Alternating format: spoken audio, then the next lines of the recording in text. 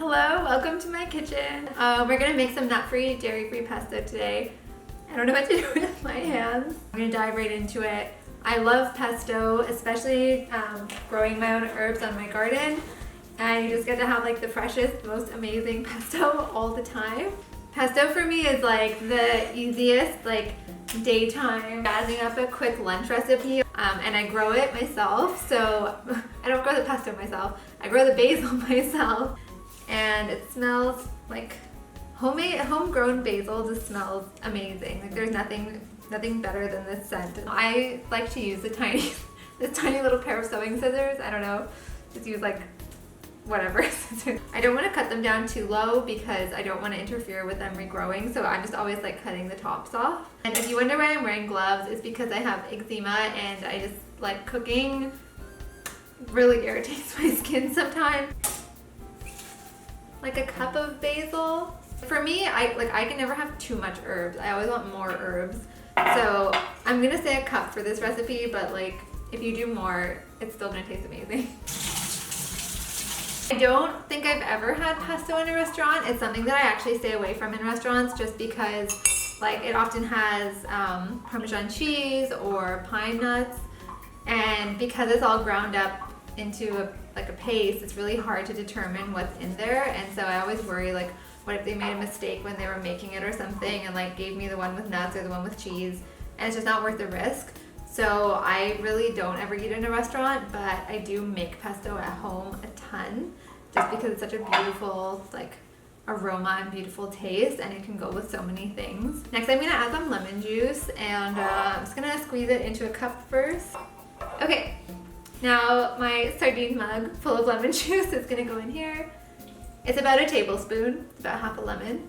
Next I'm adding some garlic. I'm gonna do like, I don't know, like a third of a clove of garlic. I usually put a lot more, but I don't know, I'm like having acid reflux honestly. So my body's just like, calm down on the garlic. Then I'm gonna add some black pepper and some sea salt. This is all going into my food processor, as you can obviously see. And then I'm using pumpkin seeds instead of pine nuts. So again, no Parmesan, no pine nuts in this recipe. And I'm using shelled pumpkin seeds. It's really important that if you have allergies, you're using an allergy-friendly brand of seeds, because not all seeds are created equal. And a lot of seeds are actually produced in facilities that also handle nuts. So they could be unsafe due to cross-contamination. I don't typically just buy any seeds. I really make sure that I'm buying seeds that actually have a nut-free disclaimer on them, because it's just not worth the risk for me. I put, let's say, roughly 2 tablespoons in there.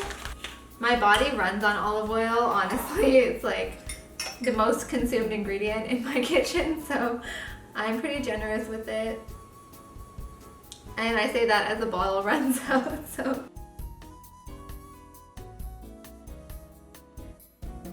Of course, depending on what you put it on. I did like a quarter cup of olive oil.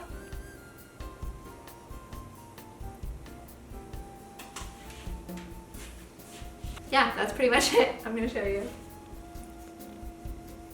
This is the finished pesto. Okay, the main star of this recipe are heirloom tomatoes, so they're all gonna look different. I just grabbed like a yellow one and a brown one. I don't know what color. The yellow tomatoes, like I love because they're so meaty and there's very little seeds. What I'm gonna do is just line my plate with some quinoa, which I prepared earlier. I actually like to have quinoa just made ahead all the time, and I just leave it in the fridge, and then when I'm hungry I can just like make it into a really quick snack and all of the prep is already done. I eat a sickening amount of quinoa, honestly. It's like my go-to thing to eat, and I just love the taste of it so much, and I put it in everything. Or of course you can also put this on pasta, like obviously it is pesto. I'm gonna slice up my tomato. Not the whole tomato, like this is kind of a really big tomato. And then maybe this one I'll do like some slices. Okay, quinoa, tomatoes, check, check. Just like make them pretty.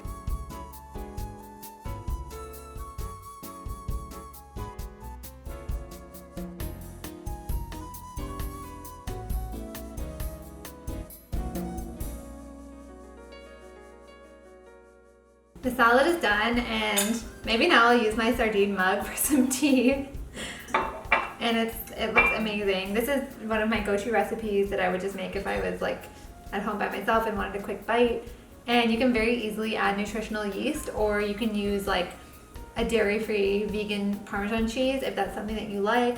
I'm really weird about vegan cheese and I don't really dabble, so I prefer mine without it, but that is totally something that you can add. It's so fresh, it's so delicious. Makes use of my balcony garden